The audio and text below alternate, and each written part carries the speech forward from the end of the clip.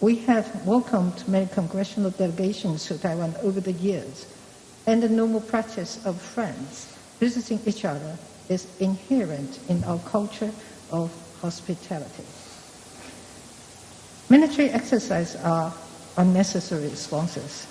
Taiwan has always been open to constructive dialogue, and we will work with stakeholders to bring about stability and peace in the region. Thank you. Thank you very much, Madam President. And now I'm honored to give the floor to Speaker Pelosi to deliver her remarks. Thank you very much. Thank you very much, Madam President, for your leadership and for the leadership gathered here with you today.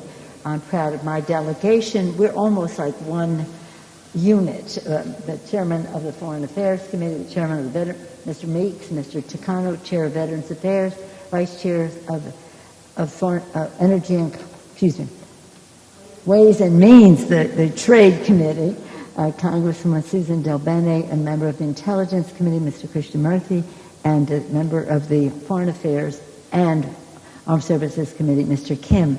I say that because when I speak, my receiving your kind words as well as this invitation is really received and appreciated by members of Congress. On both sides of the aisle, on both sides of the Capitol, great enthusiasm for the U.S.-Taiwan relationship. Let's just put it in perspective. Over 4 decades ago, the Taiwan Relations Act was built in building a strong bond between our two countries, advancing our shared interests of governance, economy, and security, while respecting the One China policy. Our solidarity with you is more important than ever as you defend Taiwan and your freedom.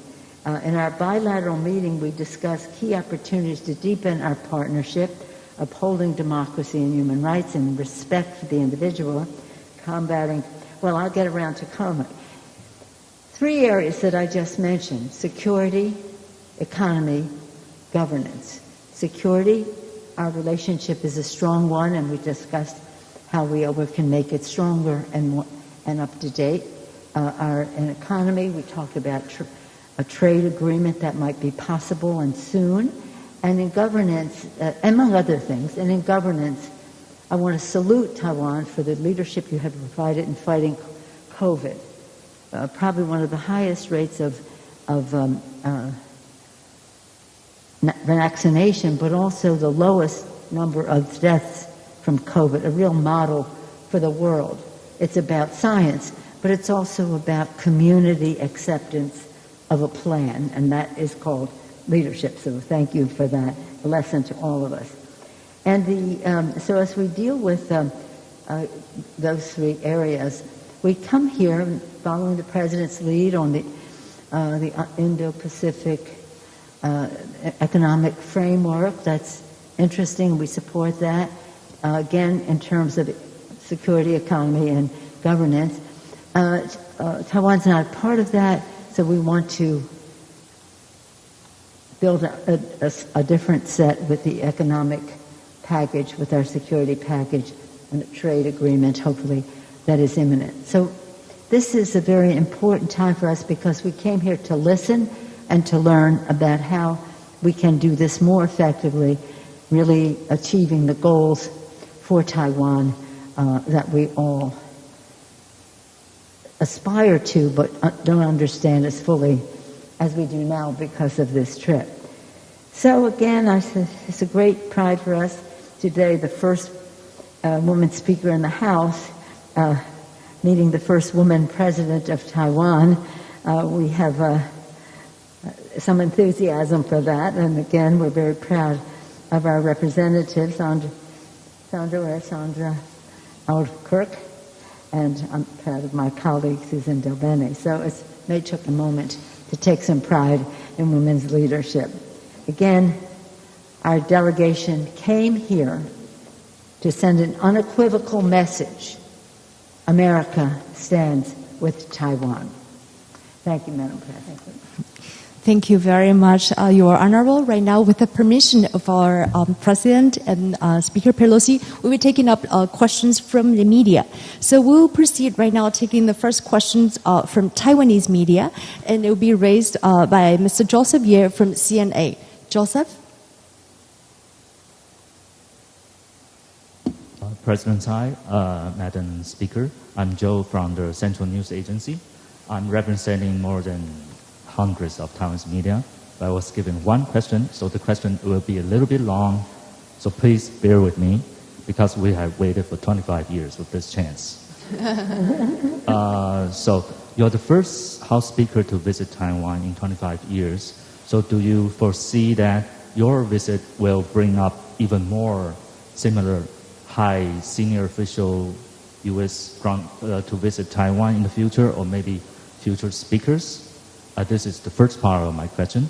And the second part is, in accordance with Taiwan Travel Act, high-level visit a two-way thing. So a lot of U.S. congressmen has proposed President Tsai to speak at U.S. Congress, if possible. Do you see that it could realize anytime soon in the near future, especially under your leadership in the House? And the final question is, I'm sorry, 25 years again, sorry. The final question is, how do you see how the Chinese welcome you with military exercise and sanctions against Taiwan? Do you foresee that? Thank you. Well, first let me thank you for your questions on behalf of all of those other people. And to say that in terms of our visit here, and would that lead to other visits, I certainly hope so. But I think it's important to note that members of Congress, several of them had made trips just earlier this year. 5 senators, bipartisan, came, again, including the chair of the Foreign Relations Committee, Mr. Menendez, came. Not too much of a fuss was made. Individual senators have made trips or plan to make trips.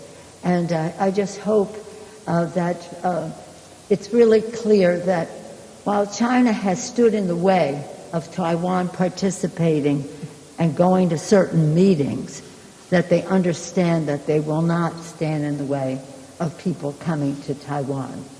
It's a show of friendship, of support, but also a source of learning about how we can work together better in collaboration. So, I think that they made a big fuss because I'm Speaker, I guess. I don't know if that was a reason or an excuse, because they didn't say anything when the men came. What the second part was,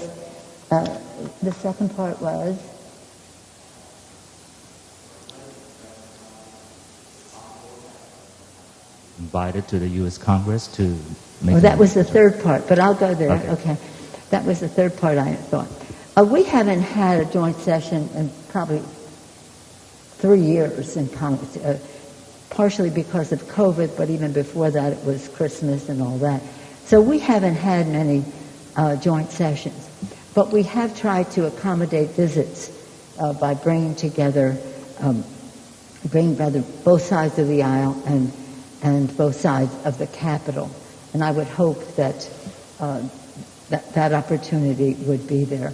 The joint session has become something, again, because of COVID, we aren't able to do it. It's even hard for us to do the President's State of the Union address, because you have to space and you have to time and, well, here we are.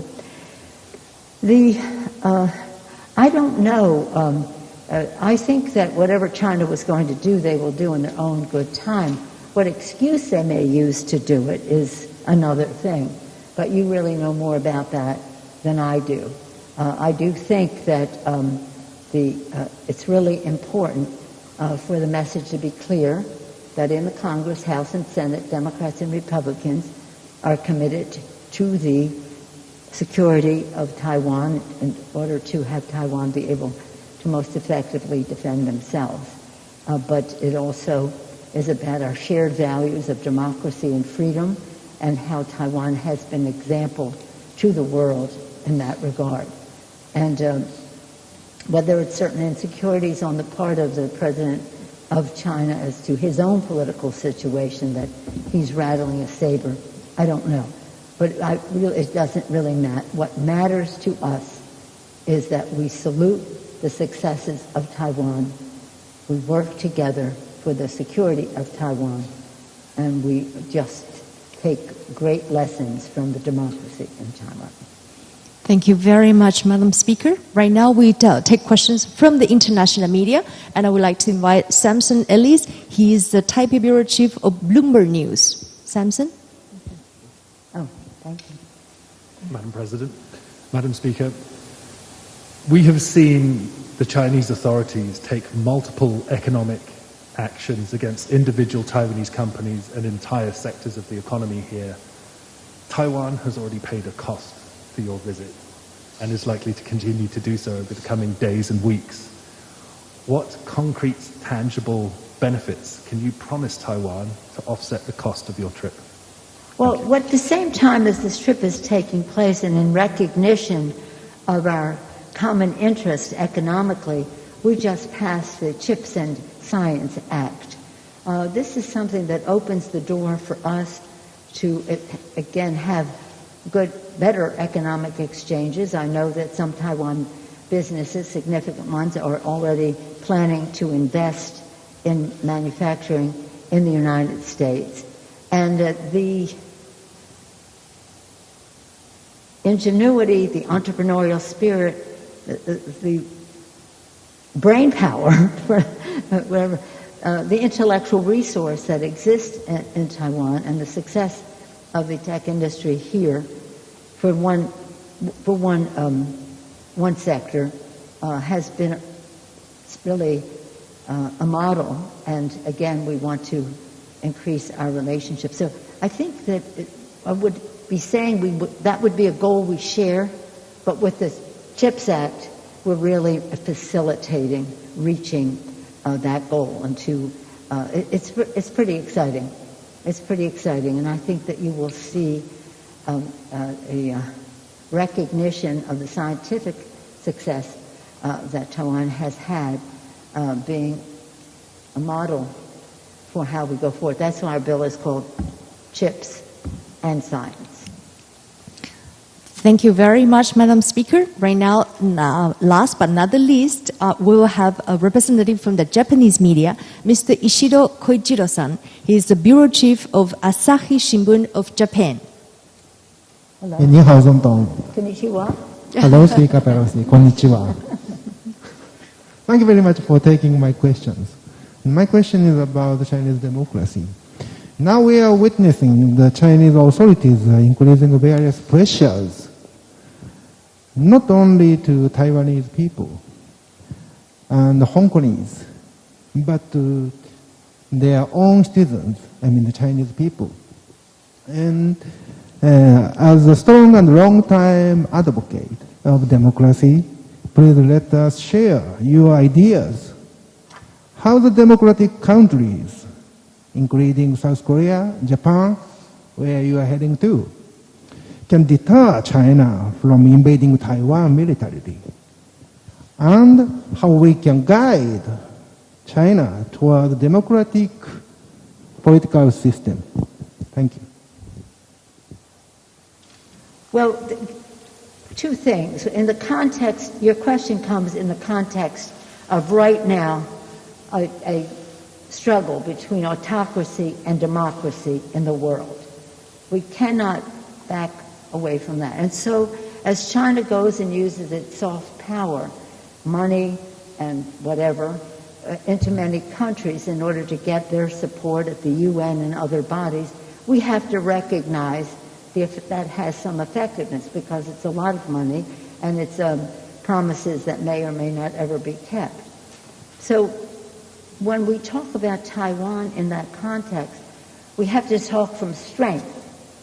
We have to talk from strength. We have to talk from what Taiwan has been so good about, is being technologically advanced, whether it's in business or security. And we have to show the world, and that's one of the purposes of our trip, to show the world the success of the people of Taiwan, their courage to change their own country to become more democratic, their respect for people and the rest, and quite frankly, a model in this region in those respects. So strength, goodwill, and again, the demonstration of a democracy that has evolved to a stronger place now, and it offers a very strong contrast to what's happening on mainland China. No more evidence needed than what happened in Hong Kong under one country, two systems. It didn't happen. But again, we're not here to talk about mainland China. We're here to talk about Taiwan. We have our our Taiwan Relations Act. We support the communiques, this, that, and the other thing that have gone before. So we're supporters of the status quo and the rest. We don't want anything to happen to Taiwan by force. So strength, and one of the biggest sources of strength is democracy. I said at a meeting earlier with the parliamentarians, in our earliest days of our founding of our country, Benjamin Franklin presidency said, freedom and democracy. Freedom and democracy on one thing, security here. We can't have either if we don't have both. So, security, economics, security, economy, and again, and governance, they're all related, and we want Taiwan to always have freedom with security, and we're not backing away from that. Okay? Thank you very much. Anything you'd like to add to anything? Okay. Thank you so very much, ladies and gentlemen. Today's event is especially important because we are witnessing the historical visit of Speaker Pelosi to Taiwan to convey the message of the U.S. support to Taiwan. So we know, in a challenging time like this, Taiwan is not alone. We also would like to thank very especially to President蔡英文for her leadership, her resilience, strength, and wisdom shown in leading Taiwan.